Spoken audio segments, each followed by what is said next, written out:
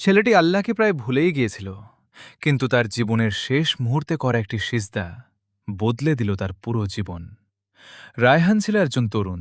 নামাজের প্রতি তার কোনো মনোযোগ ছিল না। বন্ধুদের সঙ্গে আড্ডা, মোবাইল ফোন আর দুনিয়ার ব্যস্ততা, এসব নিয়েই তার জীবন কেটে যাচ্ছিল। তার মা প্রায়ই বলতেন, বাবা, দুনিয়ার সব কিছু একদিন ছেড়ে যেতে হবে, আল্লাহকে ভুলে যাস না।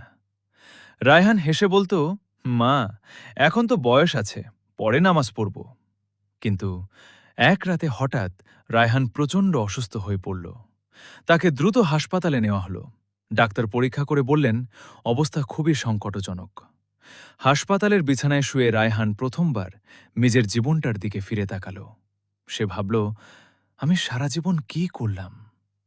তার চোখ দিয়ে পানি পড়তে লাগল।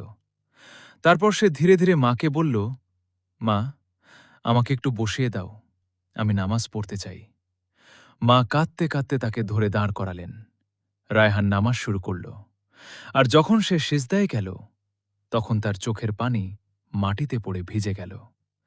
সে কাঁপা কণ্ঠে বলল, হে আল্লাহ, আমি আপনাকে অনেকবার ভুলে গেছি, অনেক ভুল করেছি, কিন্তু আজ আমি আপনার কাছে ফিরে এসেছি। হে আমার রব, আপনি কি আমাকে ক্ষমা করবেন? তারপর সে অনেকক্ষণ সিজদায় পড়ে রইল। কিছুক্ষণ পর তার মুখে দেখা গেল এক অদ্ভুত প্রশান্তির হাসি।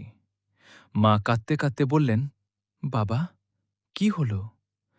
রায়হান মৃদু হেসে বলল, মা, আজ আমি বুঝেছি, আল্লাহর কাছে ফিরে আসার জন্য নিখুঁত মানুষ হতে হয় না, শুধু সত্যিকারের মন নিয়ে তার দিকে ফিরে আসতে হয়।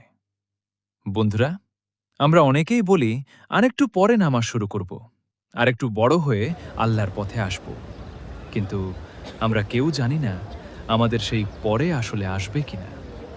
তাই আজই আল্লাহর দিকে ফিরে আসুন, আজই একটি সিজদা দিন, কারণ মৃত্যুর সময় তওবা করার সুযোগ পাওয়া যাবে কিনা তা আমরা কেউ জানি না।